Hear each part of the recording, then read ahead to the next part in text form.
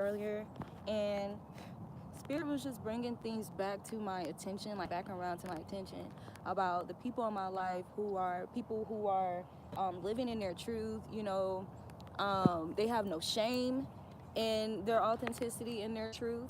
Um, and like for example, seeing them boldly express things that you could have been like a little bit more bashful about, a little more quiet about, or more discreet about, and them just boldly expressing like, dang, like, dang, one of my locks came out type shit. But it's cool. I'm gonna just put it back in. I'm gonna just reattach it.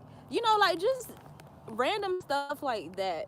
That you could have had energies who were super duper self-conscious about things that most people would deem as embarrassing, right? So it's something about these people helping to take your not only like bring reassurance to the boldness that you have, because you guys could be just as bold, but you could have been around energies or had energies in your family that are more timid around certain things, like when it comes to being vulnerable. But yeah, you got these people who are like very like matter of fact, like about their truths, regardless of what that is, not having a second thought to what somebody else think about it or how somebody else feel about it. Like, yeah, so it's like you're with your people. You are with your people. Um, what else? Because there was another message. So yeah. So it's bringing you relief that you didn't even know that you needed. You didn't know that you needed this relief to, you know, have these moments around these people where they're just being boldly authentic. Another form of that too is people being bold about their boundaries and standing on that shit, or people validating your boundaries or validating like your thoughts and stuff like that, validating your emotions and your feelings. These are the kind of people that you have attracted, that you have aligned, you manifested this alignment with because of the frequency you embody, even though there's been challenges and conflict, coming towards you in order to deter you from that vision. It's something about you holding firm to that vision, and it's manifesting. Like, you're seeing the rewards, you're seeing the harvest from you standing on business, standing on your boundaries, right? Ooh, acceleration. So something, these things are accelerating. You're accelerating as well. There's something about you accelerating. Okay. Oh, so the other message, is something about, let's say if you used to date people, or if you used to be connected to people who were so self-conscious, and acquired like a lot of their confidence to physicalities that they have. Like, for example, some people may have a lot of their confidence come from how long their hair is, or the texture of their hair, or the color of their skin, or their nationality, or if they're mixed, or more races, multiple races, or like a lot of people base or gather their confidence from their physicalities, right? And you've encountered these type of people in your journey of authenticity. So again, it's you holding that frequency, holding that vision, right, and aligning with the people you're supposed to be with, right? People who are like you. Even in your dating life, let's say you're aligning with people.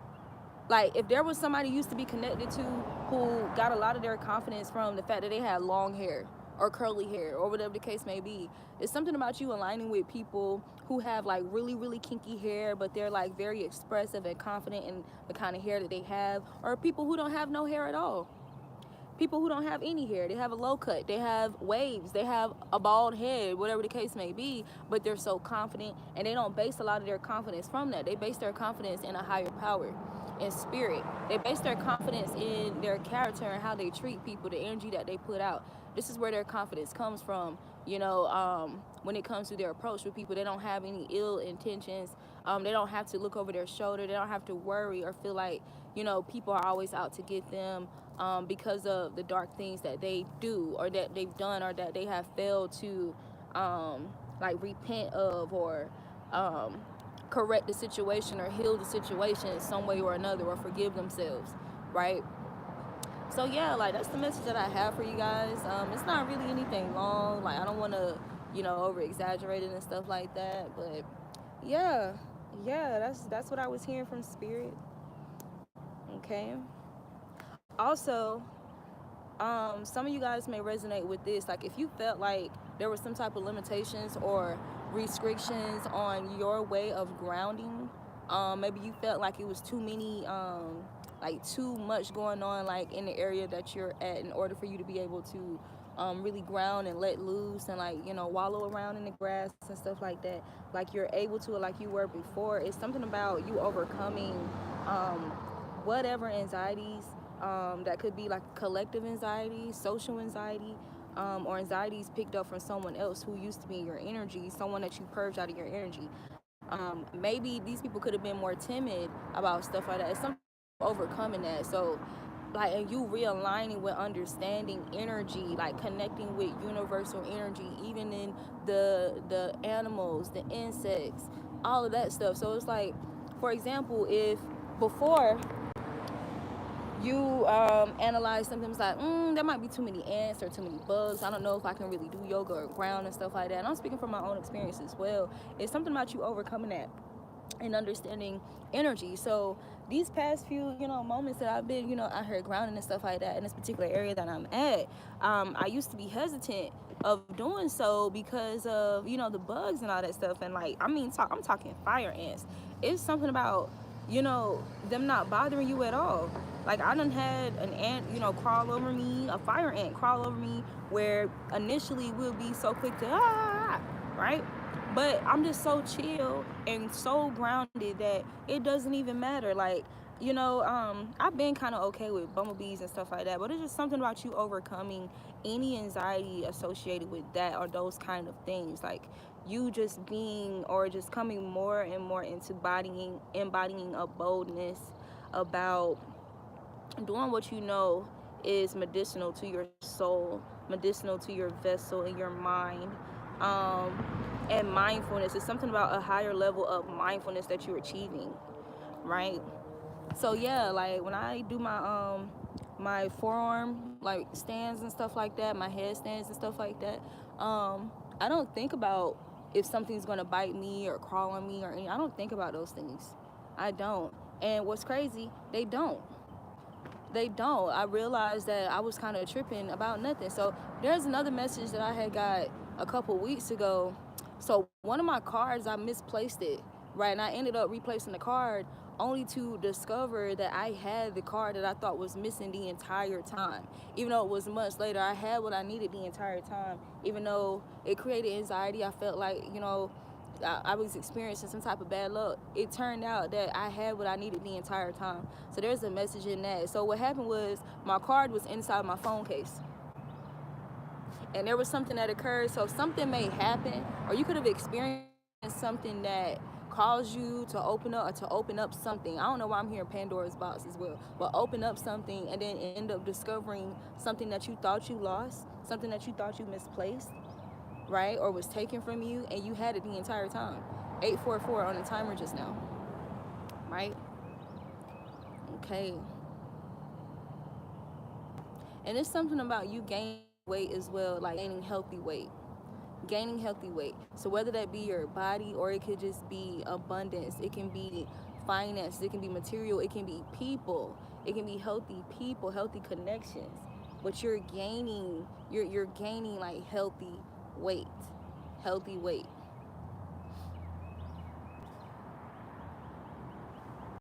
Mm-hmm.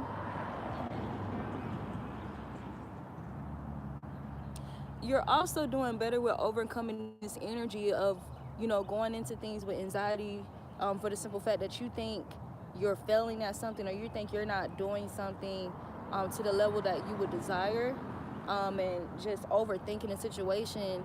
There's this energy of things turning out better than they appear to be, right? And I feel like I just said that, but I guess I'm saying it in a different kind of way.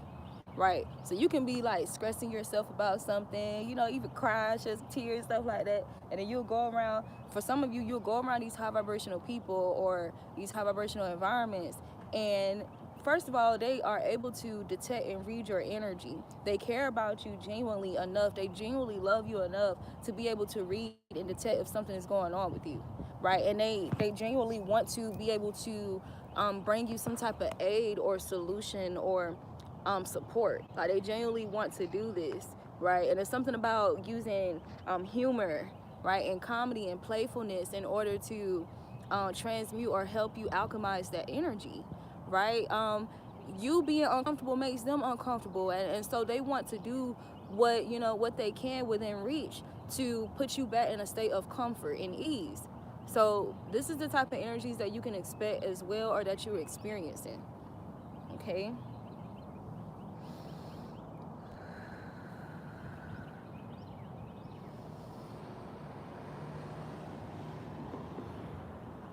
Also, there's an energy here about deep breathing, meditative breathing. Um, Something about if you experience like any type of weight gain, like within like the waist area, like your diaphragm area, you're doing diaphragmatic breathing, deep breathing, which is inhaling through your nose and filling up your body as much as possible, filling up your diaphragm, your lungs, right, with as much air as possible. So you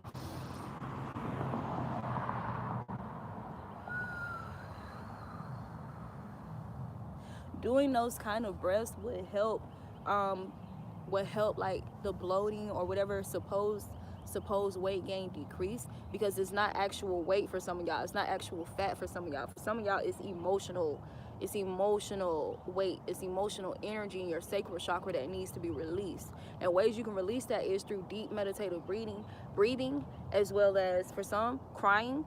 We're all crying, breathing, and I'm saying crying on time, crying when it comes, because the thing about that, when emotions release, there's certain things that can help aid emotional release, whether it be the transits, whether it be massage, whether it be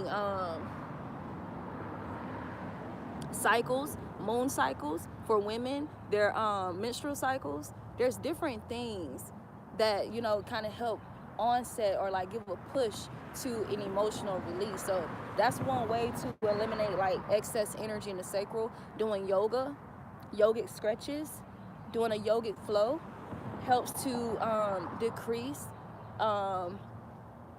excess emotional energy in the sacral as well. Journaling, watching videos or content that's validating these emotions, or these people that the Most High have aligned you with, have brought y'all together, aligned y'all with one another to help support each other in ways that maybe people from y'all's past were unable to do so, right? So that's one way of helping to eliminate that energy as well, the excess energy, and at the same time restore healthy emotional energy at the same time. So you guys are having conversations with energies who are validating your emotions, who resonate with what you're saying in the conversation. So it's like y'all are validating and bringing reassurance to one another, right? It's what you try to do with people from your past, or people who, you know, was taught to view these things as weak. You have people who are higher, have this higher intelligence, intuitive intelligence, tapped in with themselves, right? To be able to tap in with others, right? To be able to discern things properly, right? To do what is necessary to protect their energy as well, to check themselves. These people don't have an issue with checking themselves, right? And they don't have an issue with checking you. But here's the thing, receptivity. You guys share that maturity level of being receptive to each other's like emotions, or each other's perspectives, or whatever the case may be. You're able to communicate and talk these things through, right?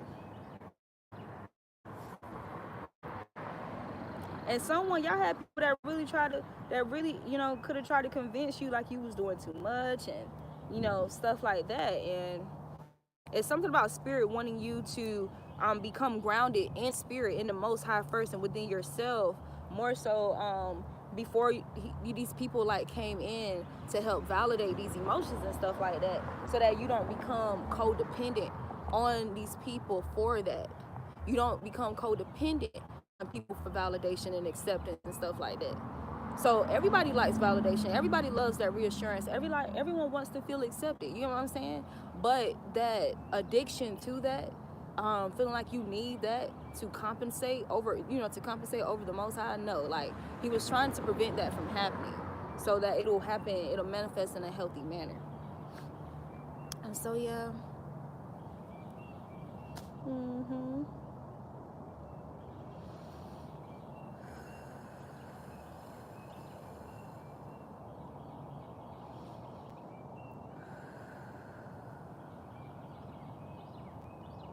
Yeah. But that's what I have for now. For some of you guys, and I got this message from another reader that I used to follow, or that, but for some of you guys, it will really help you to read books by Octavia Butler. They're very they're books, that provide a lot of foresight. She is a seer, she's an oracle herself. These are books that was written long ago but are manifesting, have manifested, or currently manifesting, or are going to manifest. So, but it addresses things like being a super empath, and being this spiritual being and not really being human or all human and stuff like that. So a lot of you guys will be able to resonate with that, right? And it'll bring like more reassurance to your journey, understanding your journey and why you experience so much drama and conflict and chaos, right? Okay, so I just got another message too. There could have been people that made fun of or got some type of twisted what's the word? Satisfaction from you suffering. From you suffering through some things. It could have been homelessness. It could have been people switching up on you, putting you in compromising conditions, or taunting you, harassing you, making your living uncomfortable, taking advantage of you, bullying. It could be any of these things. It's something about people who were jealous of some type of opportunities you have, and a determination and ambition that you have that they lack. Because yours is genuine, like it's not borrowed from anybody else. It's genuine. It comes from your originality, like from your authentic self. It's something about these people gaining some type of twisted, and then even to some of them even helping to create misfortune in your life and gaining like a twist of satisfaction from seeing you suffer. And could have been pretending that like they cared and stuff like that, and could have even abandoned you to a degree, right? It's something about these people cannot walk in your shoes. But whatever big game they was trying to talk or whatever, it's something about spirit. Like, you guys have overcome that, and you don't look like what you've been through. You don't. I don't know why I just heard some people, they only experience like maybe 8%. The spirit only gave them like 8% of the 100% of the trials and tribulations that you have undergone and overcame. And these people are already looking rough and raggedy. These people already I don't know, and even if it's not that, it's something about them that's visible. It's something about them that's visible or external, whether that be through their communication, their improper communication, or lack of whatever. It's something I heard something about empathy and apathy, right? It's something about them, they can't walk in your shoes, and they're having to experience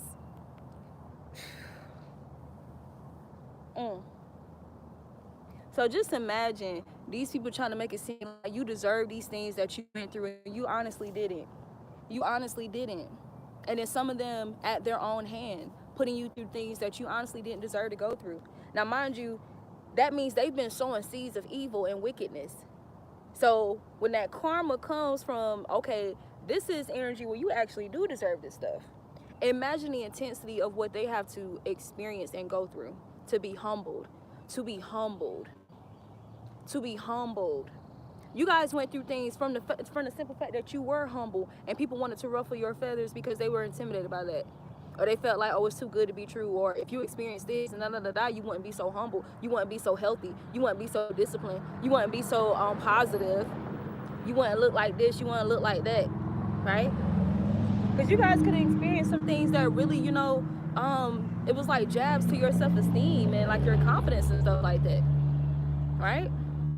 Like for me, like with my hair and stuff, there was like a small aspect of me that was gaining like a little bit of vanity from my hair, right? So it was also a lesson in that, or an edification experience that came out of that in regards to my hair, right? And how I see myself, right? But yeah, that's what I have for you guys. That's what I have for you guys. Um, Something about even like with weight, like if you did gain weight, it's something about it going to the right places, right? It distributing to the right places after some time, like as you're doing some healing or some purging, like purging emotional energy or purging people out of your energy, right?